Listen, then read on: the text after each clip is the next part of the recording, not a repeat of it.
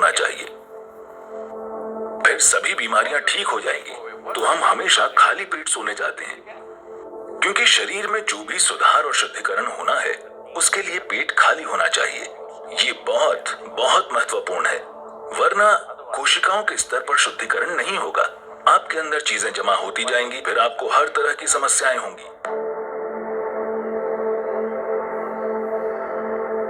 एक सीधी सी चीज जिसके पीछे दुनिया पड़ी है, अगर आप हमारे आश्रम में आए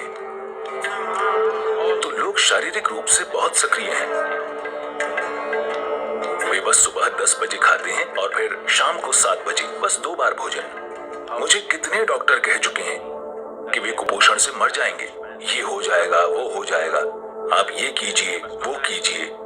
ज्यादातर दिनों में मैं सिर्फ एक बार ही खाता हूँ, बस एक बार भरपूर खाता हूँ, इतना ही। डॉक्टर मुझे कह रहे हैं, नहीं सदगुरु, आप इतनी यात्राएं करते हैं, ये हो जाएगा, वो हो जाएगा, आपको 4 घंटे में कम से कम एक बार खाना खाना चाहिए, कुछ तो खाना चाहिए। मैंने कहा, मुझे अकेला छोड़ दीजिए, मैं ठीक हूँ। पर अब अमेरिका की एक बहुत बड़ी यूनिवर्सिटी कह रही है, रुक रुक कर उपवास कीजिए। ये कोई बकवास नहीं है, अच्छी चीज है, लेकिन उन्होंने ऐसी चीज फिर से खोजी है जो हम हमेशा जानते थे।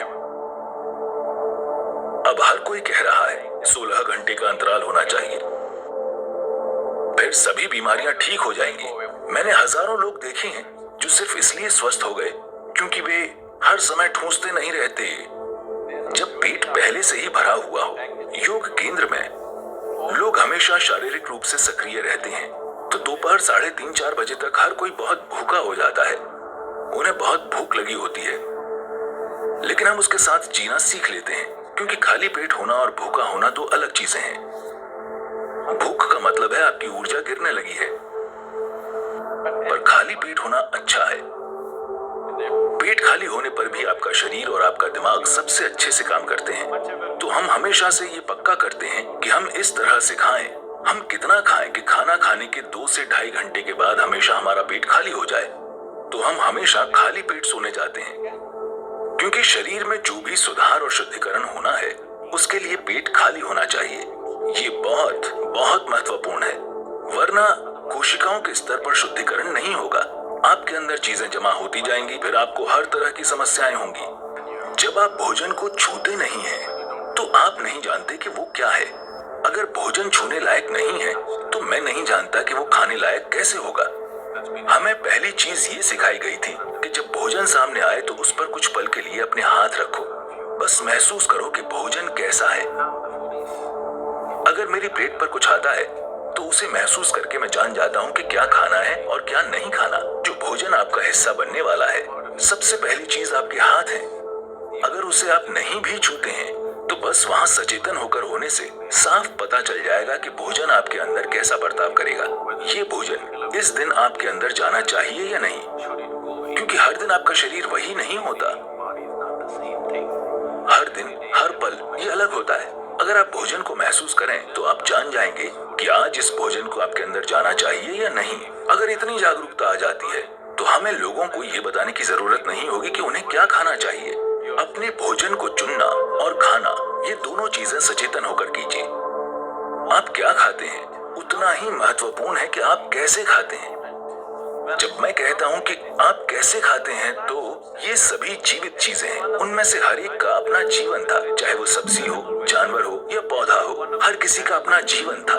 अब आप उसे एक तरीके से भोजन बना दे रहे हैं, तो आपको उसे चरम कृतज्ञता के साथ खाना चाहिए। अगर आप अपने भोजन के प्रति एक खास कृतज्ञता और आदर की भावना रखकर खाएंगे, जब मैं आदर कहता हूँ तो ये आपको अजीब लग सकता है, लेकिन मैं आपसे पूछ रहा हूँ, मान लीजिए हम आपको एक कमरे में बंद कर दें और आपके पास 5 दिन खाने को कुछ ना हो। अगर आपके सामने भगवान आ जाए तो आप क्या मांगेंगे? खाना। तो ये इतना ही महत्वपूर्ण है। आपको समझना चाहिए कि आपकी थाली में भोजन बस कोई पदार्थ नहीं है, ये कोई सामान नहीं है, ये जीवन है। ये आपके लिए जीवन निर्माण का पदार्थ है, तो आपको इससे वैसा बर्ताव करना चाहिए।